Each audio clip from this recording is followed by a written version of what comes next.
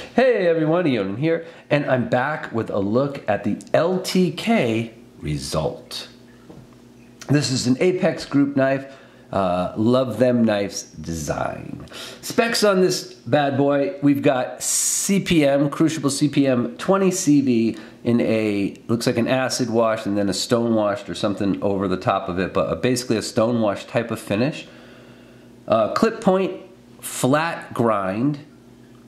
This is a button lock, okay?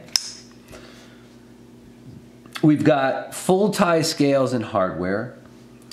We've got, and the tie scales have micro milling all the way down them. And then we've got textured G10 inserts on the scales themselves.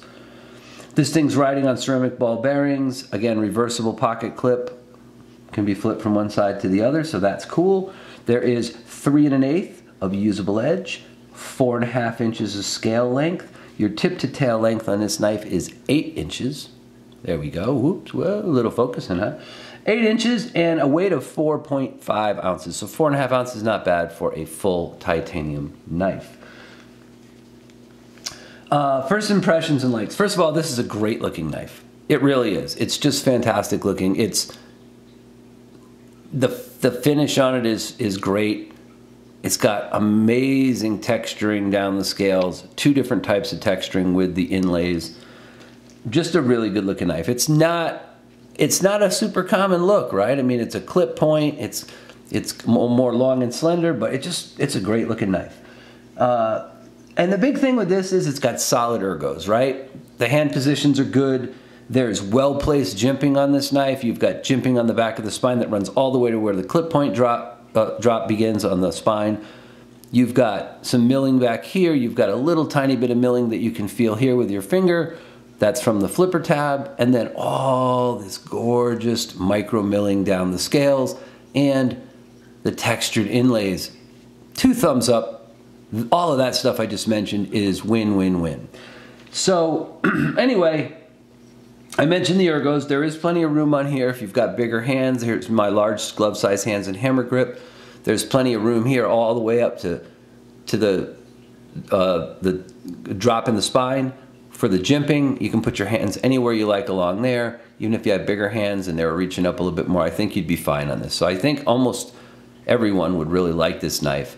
And it is done in a manner where I think even people with medium and small hands could still appreciate the ergonomics of this knife. This knife, by the way, was OEM by We. I mentioned that, I think, earlier. And again, materials, fit and finish, all top notch. There is a lanyard pin on the back of this thing. We've got all tie back spacer, tie hardware. Just really gorgeous job they did on this. But here's the thing, and in my opinion, this is an ideal EDC knife. This finish, this micro milling will stay there a long time. The life of the knife probably, unless it's super, super hard used.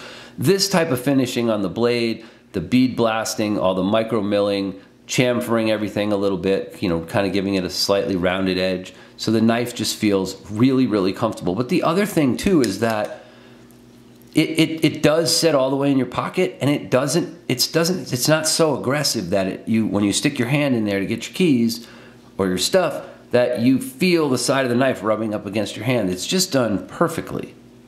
Really, this is a fantastic job of setting up an ergonomically designed knife that works well. It also can be deployed, as you saw, from the fuller, right? I'm not great at spidey flicking, but you can do that. And like I said, you've got your flipper tab also.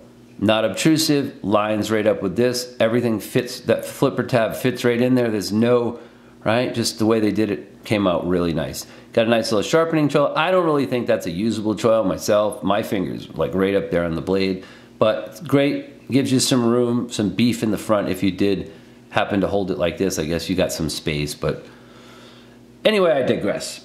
Let me wrap up things here for you guys, all right? So this knife, I believe, is a winner. It's great for everyday carry, easily fits in your pocket, good rugged finishes, great texturing, and a solid steel choice in 20 CV on this blade.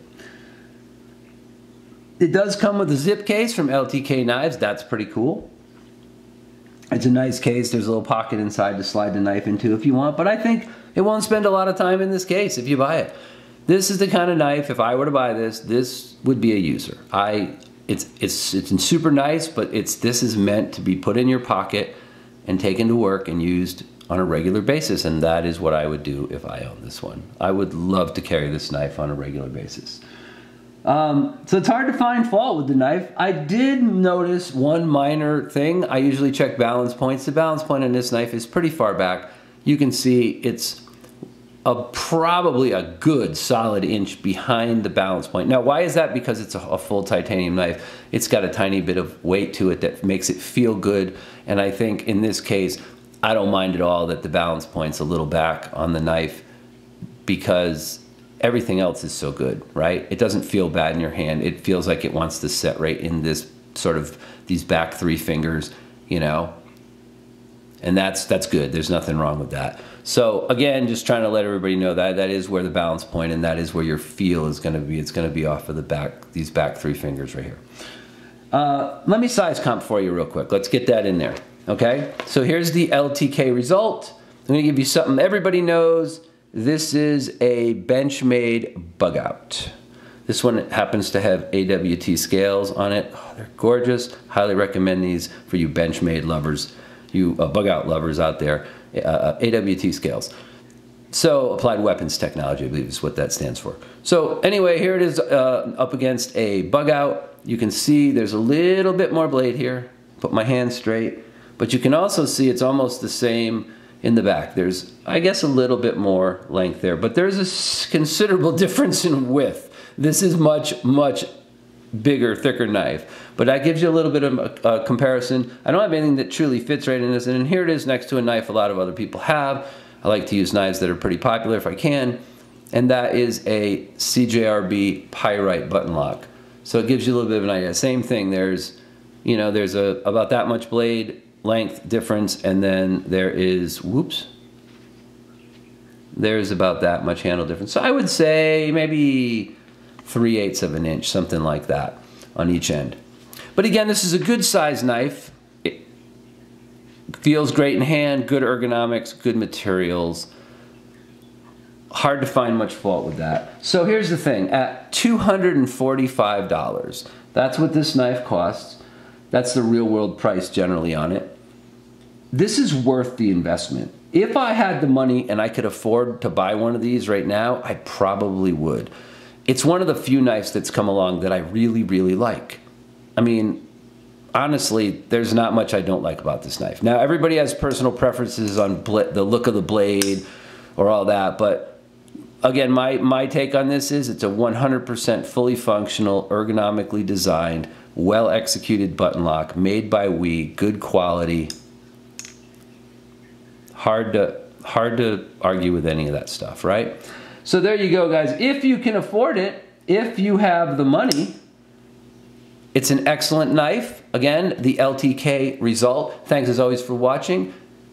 I hope everyone has a good time, a good night, and stay sharp.